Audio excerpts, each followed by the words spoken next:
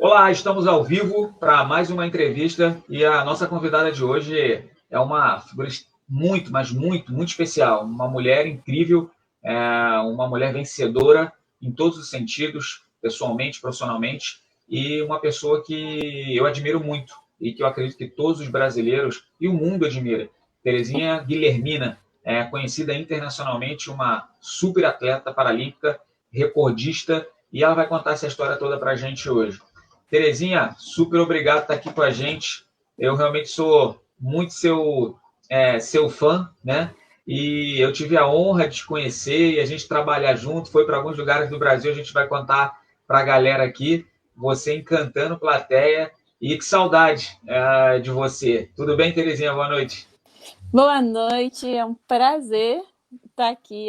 Voltar para a galera, sem dúvida que é um privilégio nesse momento, assim, a gente não ouve os aplausos, não ouve os gritos de ninguém, mas é um prazer poder voltar, poder falar um pouco, poder lembrar dos nossos momentos ao longo dessa carreira toda, e vai ser, sem dúvida, um excelente bate-papo. E, galera, sejam bem-vindos e estamos aqui. Legal, Terezinha, é isso aí. Eu hoje, né, claro, fazendo meu dever de casa, já conheço um pouco sua história, mas estava ali fuçando, né, e vendo os seus recordes, né, você na pista e a galera, não só no Brasil, mas no mundo inteiro, enlouquecido quando Terezinha entrava na pista. E aí fui rever um pouquinho da sua prova, né, que o seu guia cai. Mas antes de eu chegar lá, eu falei isso muito, postei muito com a galera, todo mundo fazendo esse comentário. Nossa, a história da Terezinha é muito bacana. Uma opção de gente, com certeza, já está e vai estar com a gente aqui durante esse período. Mas eu queria, antes de falar um pouquinho dessas suas vitórias, falar da sua caminhada, Terezinha. Eu já tive o privilégio, né, de estar na plateia e também poder conhecer um pouco dessa sua história, mas eu acredito que muitas pessoas querem relembrar um pouquinho dessa sua história, né? Você nasceu em Minas, com uma família grande, você já nasceu pessoa com deficiência ou não? Como é que foi sua proximidade com o esporte, Terezinha? Você conta pra gente? Então, eu tenho retinose pigmentar, eu nasci com a deficiência. Na minha família somos 12 irmãos e 5 são deficientes. Dizem que é porque os meus pais são primos e os meus avós também eram primos. Dizem que aqui em Minas Gerais já era a época do café com leite, né? Eu sou meio que produto disso. Eu nunca enxerguei no quadro da escola, sempre tive uma perda visual superior a 95%. Então, eu não sei o que é ver nítido. O mundo que eu conheço tem a cor que eu escolho que ele tenha, tem o formato que eu escolho que ele tenha. Legal. Uma vez alguém disse para mim assim, Terezinha, mas a vida de alguém que não enxerga é muito triste, você não vê as coisas bonitas da vida. Eu peguei e falei, mas também não vejo as feias. Então eu coloro todas e todas ficam coloridas. Não precisa ficar nem bonito nem feio, desde que esteja colorido. Exatamente. Como você diz, a vida da gente que você quer ver e você vê ela toda colorida, né? E faz tudo de bom nela. Sem dúvida. Eu acho que é uma escolha. Contra fato, o dia que eu descobri que eu realmente não poderia recuperar minha visão, eu fiz o processo, eu consultei com a maioria dos médicos. E eu lembro quando eu tinha 17 anos, nós dormimos na fila para consultar no Hilton Rocha. E uma médica, eu não esqueço dessa médica, ela chama Fabiola, ela foi a primeira médica que virou para mim e falou: olha, você tem retinose pigmentar, não tem cura e não tem como melhorar, o que pode acontecer é piorar. Então, Caraca. foi um alívio, foi uma notícia ruim, mas foi uma notícia que até os 17 anos eu tinha expectativa de em algum momento encontrar um remédio, uma vitamina, qualquer coisa que me fizesse ser como a maioria, porque a maioria dos meus amigos, a maioria das pessoas com quem eu convivia, com exceção dos meus irmãos, tinham visão normal. E essa era uma expectativa minha.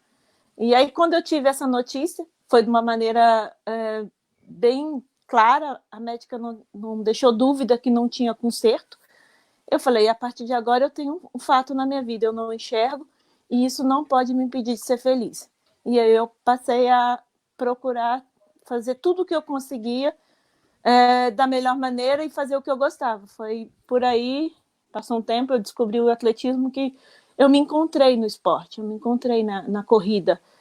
Eu lembro, desde o primeiro momento que eu corri, que o treinador foi numa equipe aqui em Betim, um programa da prefeitura, e eles fizeram um teste.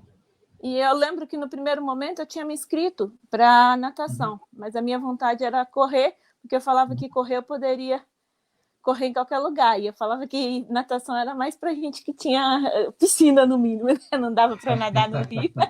Então, eu fui. Ele me inscreveu no atletismo, mas na época eu não tinha o tênis. E aí a minha irmã tinha um par de tênis, ela era empregada doméstica e esse era o único tênis que ela tinha. Ela falou: olha, Terezinha, o tênis eu te dou. E ela me deu esse tênis, eu comecei a treinar.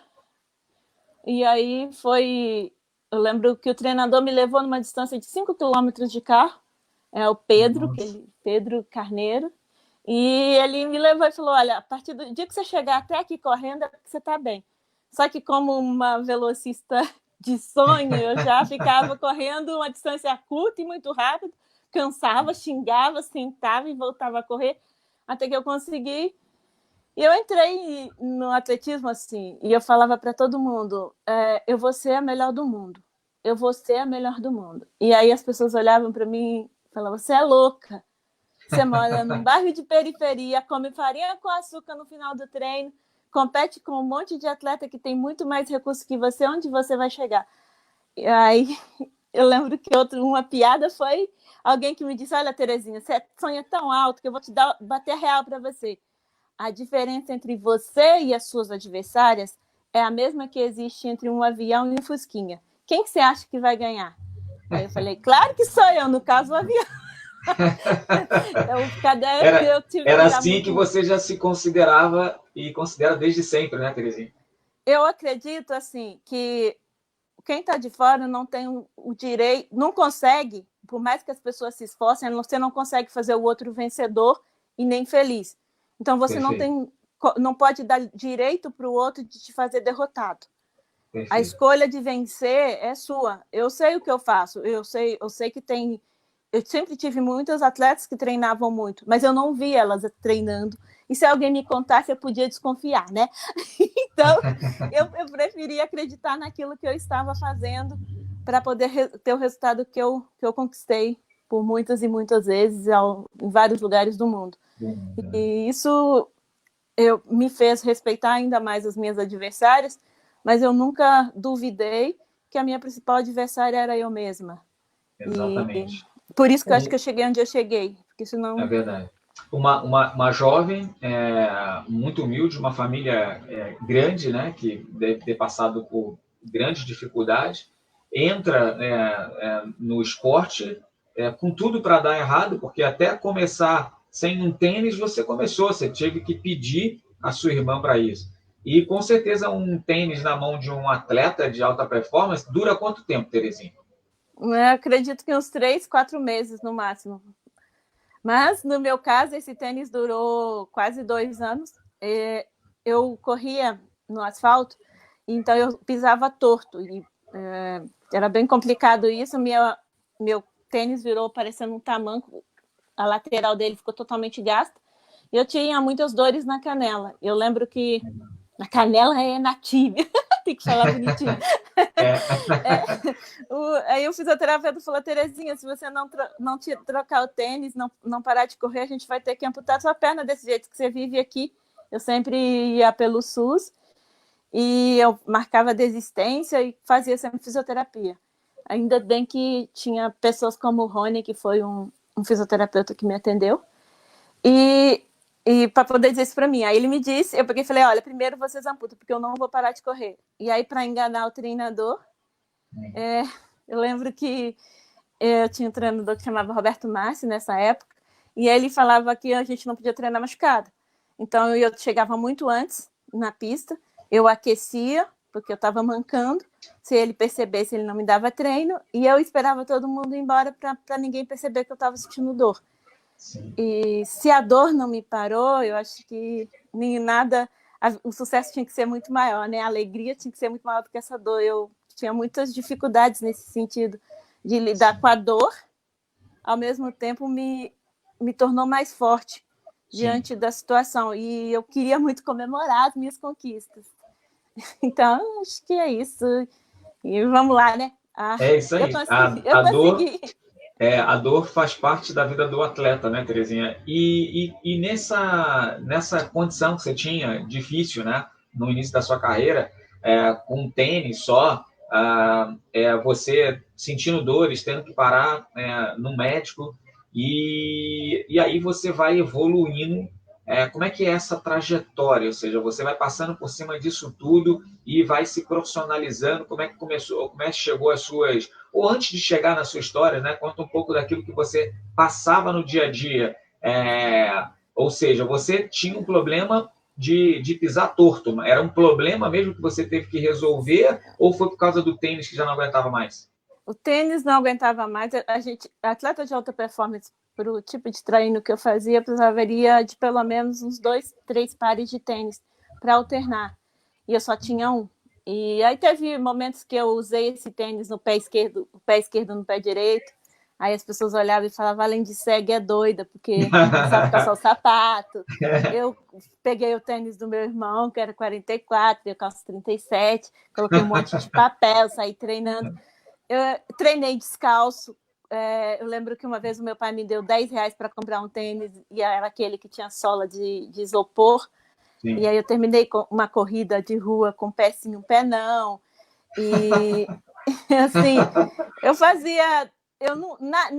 nada era motivo para mim não treinar. Se eu tivesse que ficar correndo na beirada da parede porque eu não tinha lugar para treinar, eu treinaria. Então, assim, a minha vontade e a minha certeza de que ia dar certo me fez apostar todas as fichas. E eu não tinha muitas, mas o que eu tinha, eu apostei. Eu falo que se existisse um bilhete de loteria, talvez só eu acreditasse em mim que daria certo. Eu acreditei e eu fiz dar certo. Eu tive essa lesão na tíbia, que ao longo da minha carreira foi até pelo menos os primeiros 5 anos. Eu tive muita dificuldade com falta de ter realmente suplementação, alimentação adequada. Na minha casa a gente comia frango uma vez por semana, então eu não tinha tanta proteína quanto a maioria das pessoas, dos atletas precisam. A suplementação não tinha... eu tinha muita vontade de ser a melhor. Desde de criança, eu sempre falei que eu ia ser a melhor do mundo. Na época, eu pensava em ser advogada, alguma coisa do gênero. E aí, quando eu me dei conta no 2º grau, que eu não...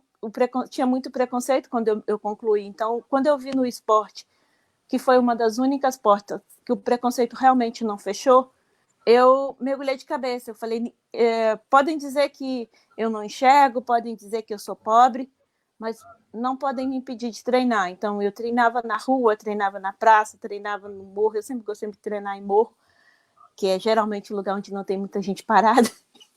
Então, não tem tantos obstáculos. E aí foi assim que eu comecei.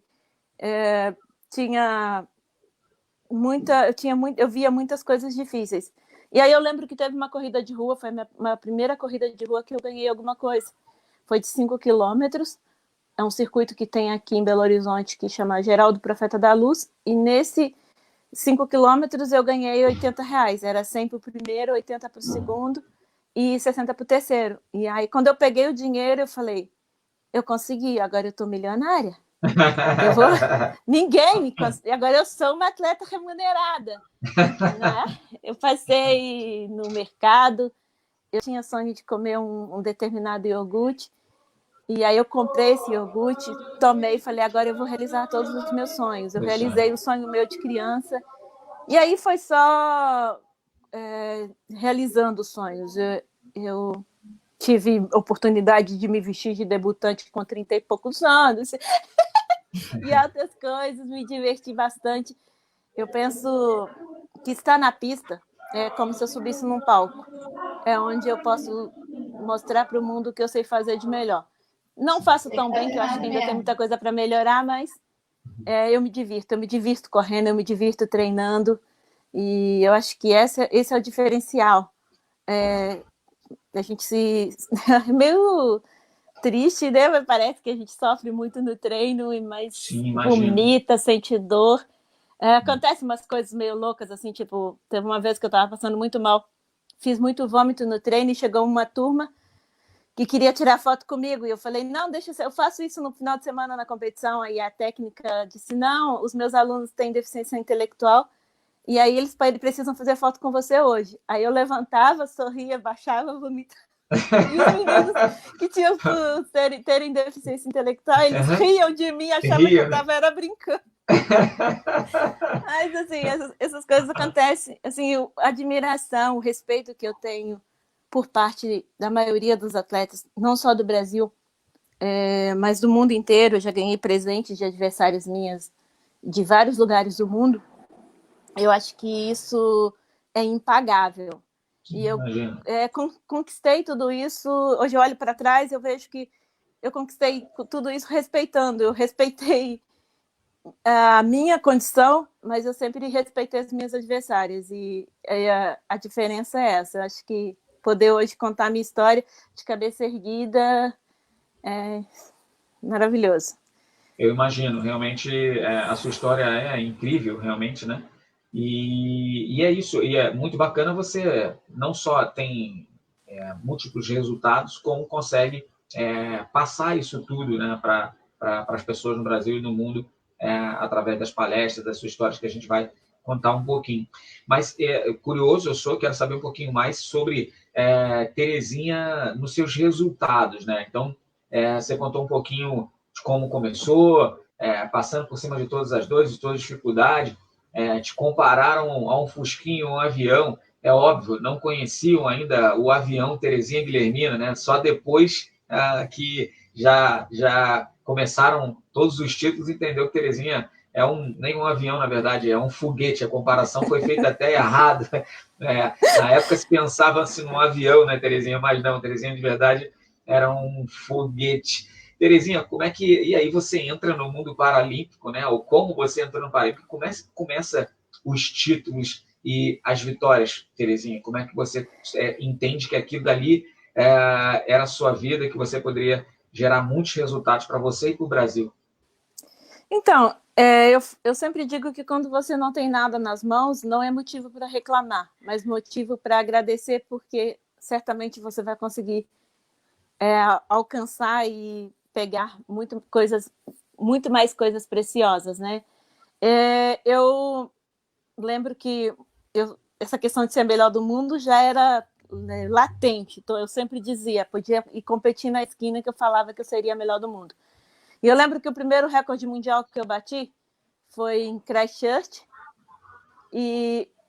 na Nova Zelândia, e eu falei, eu corri. Não foi Christchurch, não, foi no Brasil. Não lembro, sinceramente. Sei que foi 2007, acho que foi no Brasil mesmo. Eu bati o recorde e aí alguém gritou lá do lado de fora assim, eu acho que você bateu o recorde, mas não comemora não, porque pode ter sido engano. Aí eu não comemorei, mas quando eu fiquei sabendo, comemorei muito, e nessa mesma competição eu bati do 100 e do 400. E aí, depois, na sequência, bati do 200, e eu consegui ficar 10 anos invicta no mundo. Nossa. Nas 3 provas. 10 anos, Terezinha? Em 3 provas, que eu acho que é mais complicadinho ainda, que é 100 vezes 400. Competindo em vários lugares do mundo, tendo várias competições ao longo do ano. Eu competia quase todo mês e sempre competindo com altíssima performance.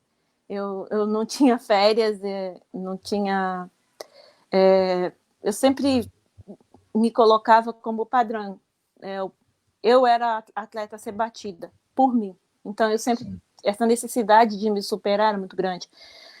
Então, foi uma fase da minha vida muito especial. Tanto que eu conquistei uma certeza de que a primeira vez todo mundo duvidava que eu conseguiria bater o recorde mundial. Depois, se eu falasse que eu iria bater o recorde mundial, tinha um monte de gente para conferir se eu bati ou não. Então, eu conquistei essa credibilidade por vários e vários anos, não foi um acidente. E em cima de muito trabalho. A emoção de cada competição, de cada detalhe, hoje eu paro e penso, é singular. Eu acho que valeu a pena todo o esforço, todas as renúncias, porque ser atleta não é um trabalho que você tem 8 horas por dia ou 6 horas por dia. Ser atleta profissional, para ser campeão, você é atleta 24 horas por dia. Você tem horário para dormir, horário para se alimentar, tem o que se alimenta, não, tudo. E isso não é uma vez, então é sempre. E essa postura foi que me fez chegar lá. E isso foi... Eu tenho 20 anos de carreira. E são 20 anos que eu olho para trás, às vezes eu vejo os meus vídeos, eu vejo como eu sou atrevida. Mas eu não sei se existiria uma outra maneira de agir. E essa foi a maneira que eu consegui agir diante de tantas portas que pareciam se fechar, de tantas pessoas que duvidavam, não porque elas duvidavam de mim, mas eu acho que duvidavam de si mesmas. Isso é que eu posso contar nas palestras hoje. As pessoas não podem duvidar do outro, mas não deveriam duvidar de si mesmo. Então, eu já tive competindo na China, eu lembro que na China tinha adversário chinês, e a arquibancada vinha abaixo quando a chinesa entrava, e eu não estava entendendo nada do que eles estavam gritando, então, para mim, a torcida era só minha. Exato. Então, eu sempre levava para o lado meu, eu me divertia, e mesmo em outros países, quando eu tinha outros adversários, o pessoal de lá sempre me respeitou muito como atleta. Eu sempre fiz um jogo muito limpo no esporte, e um jogo com muita alegria, muita diversão, a questão das cores, a questão das vendas também, que foi uma coisa que marcou muito. E é a minha característica, eu me descobri colorida. Eu posso não enxergar, mas ninguém pode me impedir de ser colorida, de ser divertida. Eu acho que você tem que ser meio... Contar a história meio... Você segue uma arte, trombar faz parte. E é interessante, né, Terezinha, que você acabou criando... Bem, primeiro falar do imaginário das pessoas que não são pessoas com deficiência, ou seja, chamado videntes, né? Elas acreditam que o mundo de uma pessoa com deficiência é totalmente escuro, né?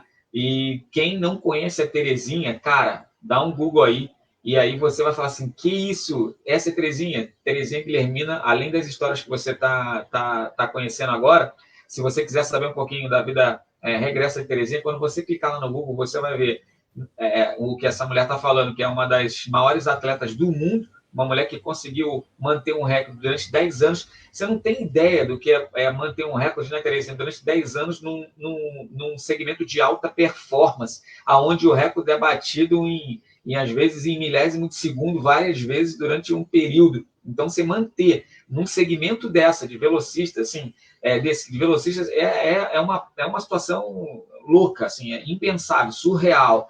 E aí você vai enxergar Terezinha extremamente colorida. Como é que você imagina isso, né? Porque, além de tudo, Terezinha tem uma formação incrível, que eu vou entrar depois nisso aqui, mas eu vou falar um pedacinho. Terezinha é psicóloga, então eu vou fazer meio uma consulta agora aqui no meio do ar.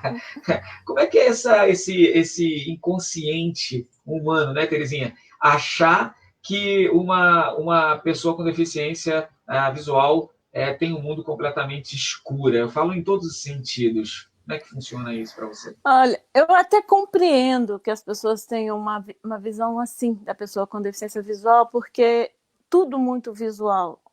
A pessoa que enxerga, sim, ela olha para um horizonte, ela vê N coisas. Então, a gente nós deficientes visuais temos um desafio grande de mostrar que o nosso mundo não é tão limitado. Porque geralmente aconteceu, eu já sofri muito preconceito. Quando eu morei em Curitiba, várias vezes quando eu ia pedir ajuda para pegar o ônibus ou para atravessar a rua, antes que as pessoas antes de eu falar o que eu queria, a pessoa falava, olha, querida, eu não tenho trocado. Já aconteceu várias vezes. Aí eu falo, não, pode me dar de cédula mesmo. Não precisa ser moeda, não. Já Moeda, né? que insiste em ser. É. Mas às vezes acontece, Não acontece vamos nos muito isso. fazer de rogado, né, Terezinha? Porque assim, as pessoas às vezes pensam que a gente só chega alguém pedindo, por favor, eu sempre falo, boa tarde, você pode, por favor. Aí, quando antes de eu fechar a boca, a pessoa já falava, não tenho trocado. Aconteceu isso várias vezes, não foi uma só. Mas isso não me impediu de sair de casa. Então, se tiver alguém com deficiência visual que tem esse medo, é você que vai mostrar para todo mundo do lado de fora da sua casa que você é capaz. E às vezes é necessário mostrar até dentro de casa. Porque às vezes tem um pai, uma mãe ou alguém que realmente super protege, agora bancando a psicóloga.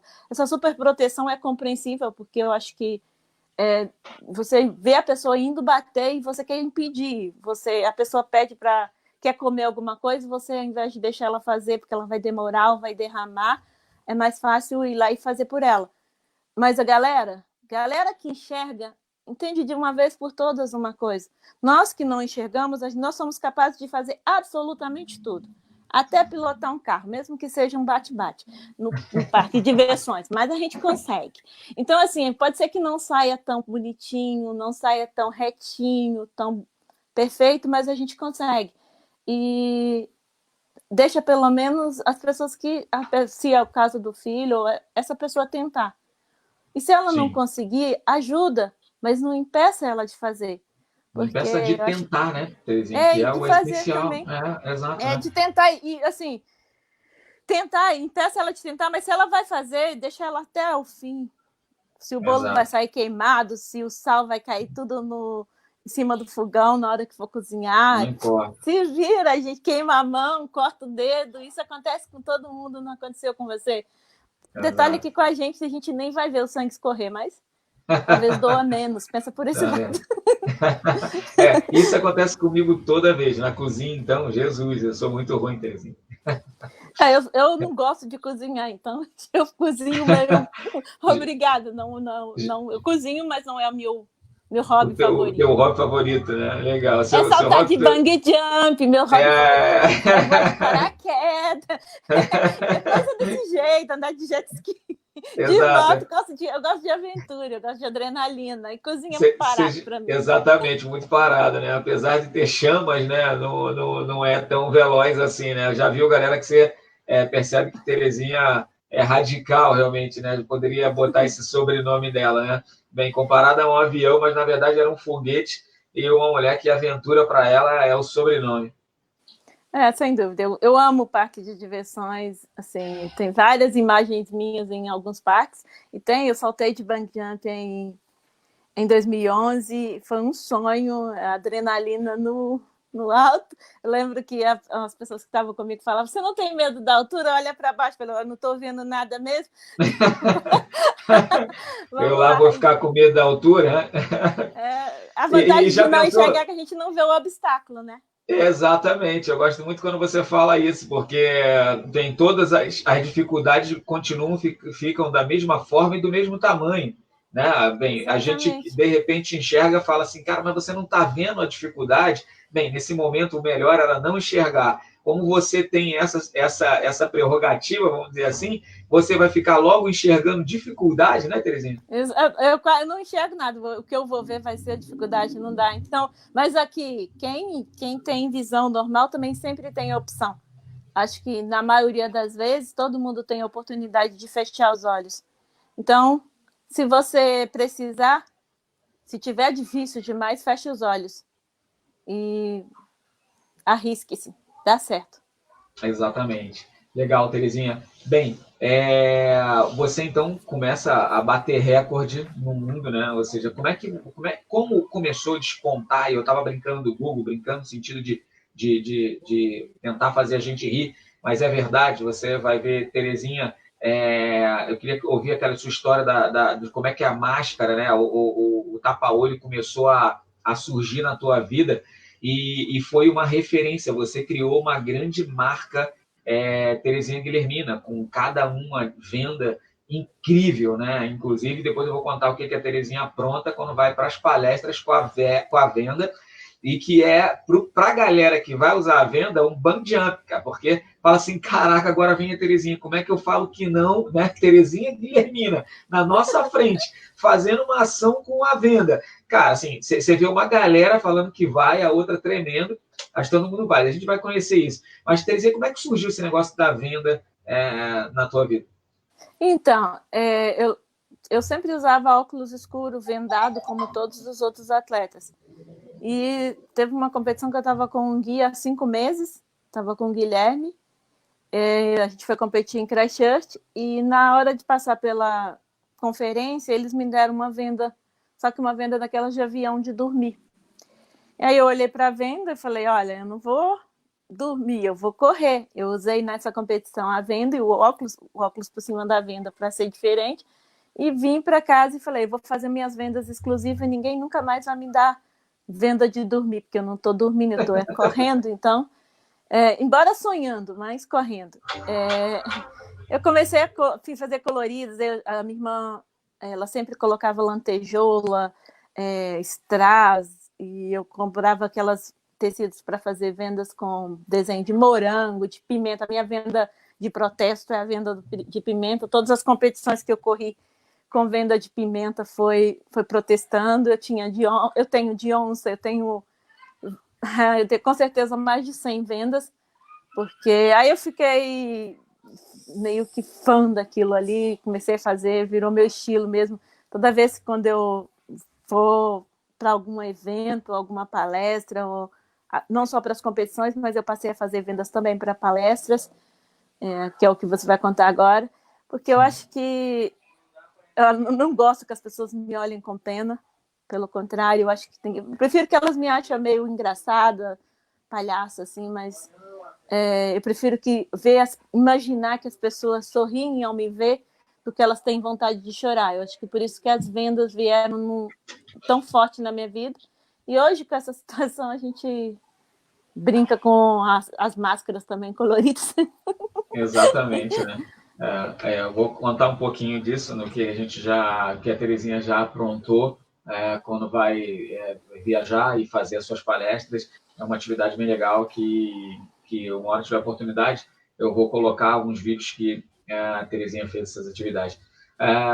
Terezinha, você também, além de ser uma campeã nas pistas, uma das atletas mais conhecidas no mundo, né?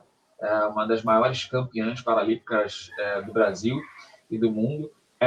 Você também é uma autodidata e também buscou um conhecimento técnico, né? Além da questão do esporte, né?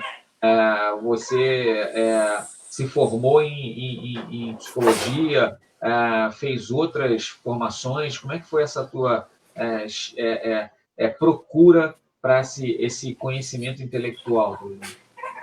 Então, eu escolhi psicologia porque eu considero o ser humano muito mais bonito e mais poderoso por dentro do que por fora. Então, eu me apaixonei pelo curso e era uma maneira de poder auxiliar as pessoas e ensiná-las. Eu penso que o psicólogo é alguém que tem a visão de fora de um prédio e a pessoa é alguém que está em um quarto desse prédio. Então, as saídas de quem está de fora para você orientar é muito maior.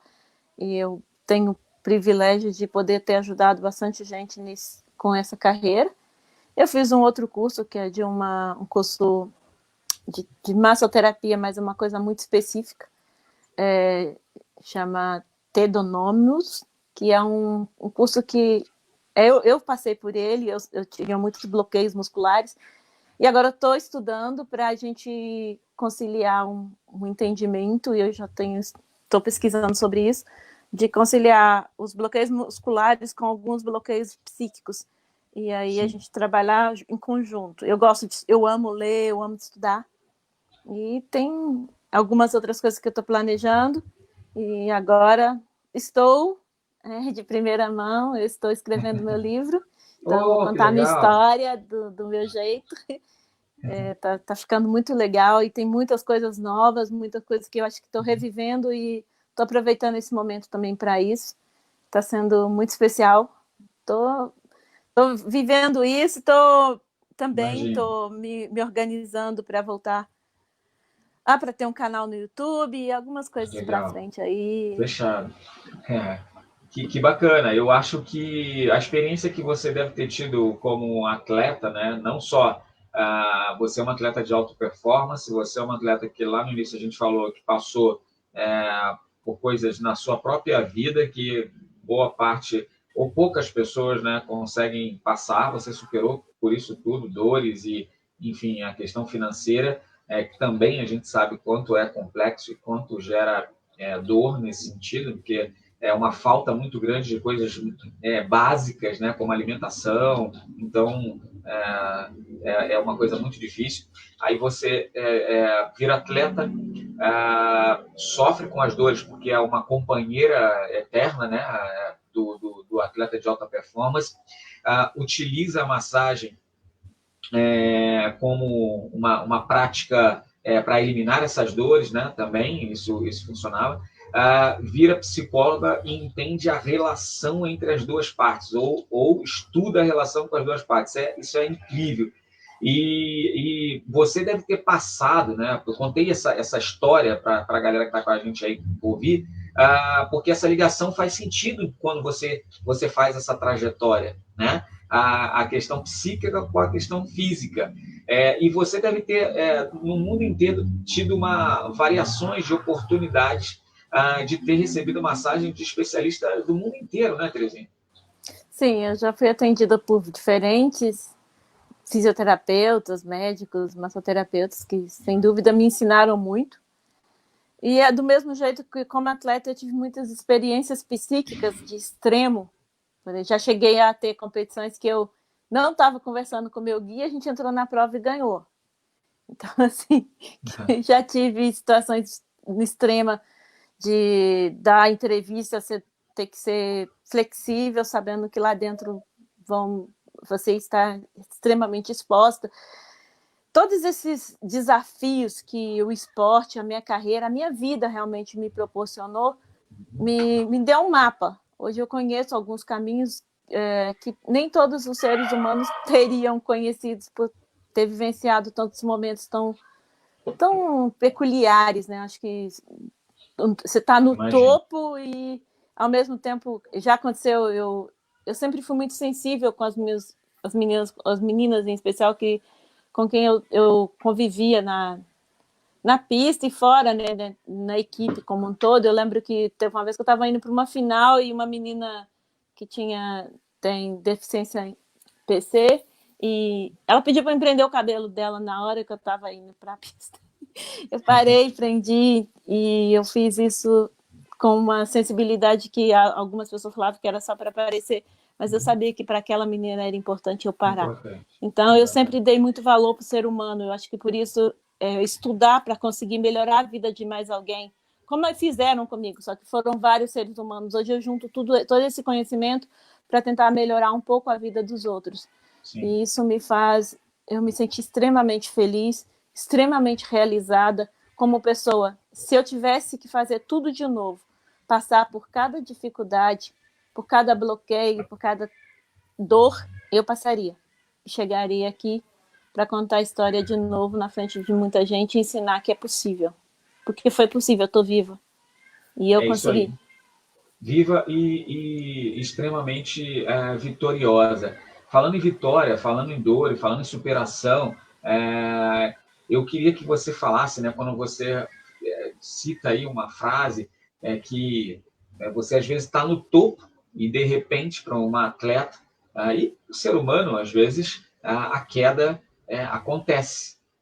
E para um atleta, então, essa queda pode ser na quebra do seu recorde, você quebra um recorde numa prova anterior ou nas competições, e você vai como o grande possível vencedor, o grande nome da prova. Chegando lá, um adversário faz o recorde mundial e você pode terminar a prova em segundo ou não terminar, mas o fato é que agora não está mais no topo, né, Terezinha?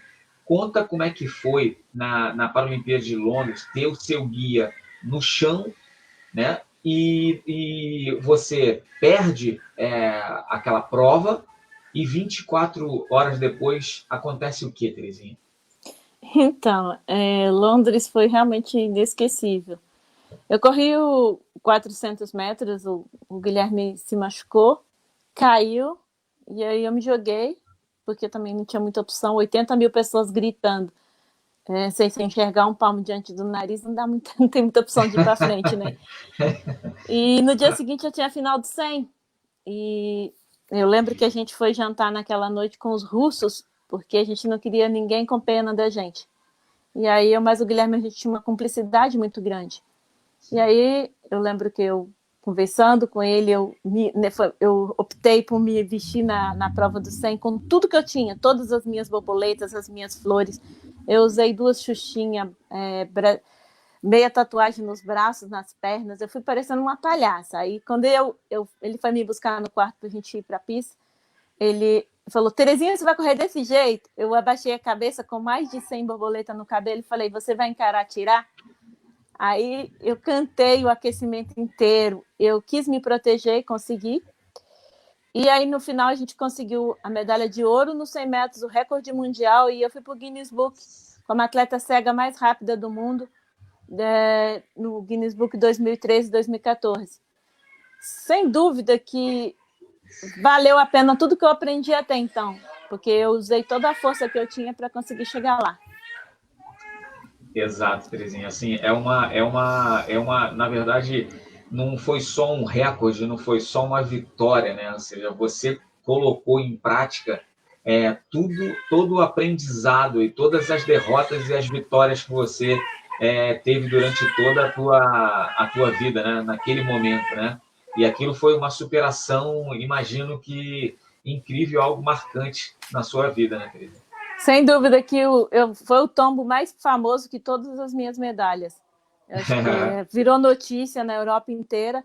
E o resultado do 100 no dia seguinte trouxe uma visibilidade que eu não teria se eu não tivesse levado o tombo. Então, sim, eu saí nos jornais da Europa, em vários jornais. Eu fui notícia na retrospectiva da França, na retrospectiva da Alemanha. Foi muito legal. Eu tive o privilégio de estar sendo conhecida até hoje. Quando eu vou na Inglaterra, ainda tem muita história para contar, e o público, toda vez que eu competi, posteriormente, quando eu fui na Inglaterra competir, a torcida, eles sempre me respeitavam muito. Foi um privilégio, sem dúvida que às vezes um tombo te impulsiona para chegar mais alto. É uma dificuldade, um desafio que outras pessoas talvez não teriam condição de entrar na pista. Mas aí o fato de estar na psicologia, de acreditar muito, me fez entrar na pista de cabeça erguida. Eu não conversei com ninguém, eu não pedi a opinião de ninguém. E eu decidi entrar e fazer o meu melhor. Naquela prova, na última prova dos 100 metros em Londres, eu sentia dor no meu corpo inteiro, porque eu já estava na minha 8ª prova, que eu entrava na prova para competir, e estava muito cansada, a musculatura extremamente desgastada, a pressão psicológica de fora. Então, às vezes eles me viam dançando, eu estava dançando mesmo para descontrair, para tentar manter o aquecimento e não lembrar que estava doendo, estava contraindo tudo. Valeu a pena. Valeu a pena, né, Terezinha? Eu acho que o que você falou é incrível, né? Você ali no chão, derrotada num determinado dia, e no outro dia conseguindo uma vitória, mostrando para todo mundo, como você falou, né? É possível, sim, né? É possível. Terezinha, eu queria, para a gente terminar, que você pudesse falar um pouquinho da sua trajetória, né? Como é que você, melhor, não trajetória, mas como é que você pega toda essa sua vida, né? Tudo aquilo que você conquistou, e eu não estou falando só as questões das medalhas. Você é uma mulher muito, muito conhecida no mundo inteiro como atleta, né? É até incrível, né? O Brasil não, quando a gente fala sobre reconhecimento, né? O Brasil nem sempre reconhece os seus atletas, né? As pessoas importantes no cenário brasileiro, assim, em todos os sentidos. E você hoje leva para o Brasil, nas palestras, um pouco disso, né? O que você conta, qual é o seu papel, como é que é essa... como é que eu posso dizer? Como é que é essa vida de palestrante para Terezinha Guilhermin? Cada palestra, para mim, ela tem uma oportunidade de vivenciar e ensinar um pouco da minha história para as pessoas, não só da minha história, mas a história de cada pessoa, porque eu sou tão humana quanto qualquer um. E eu não sou super-herói, eu não conquistei porque eu tenho poderes especiais. Eu conquistei porque eu acreditei, porque eu aceitei o desafio de fazer.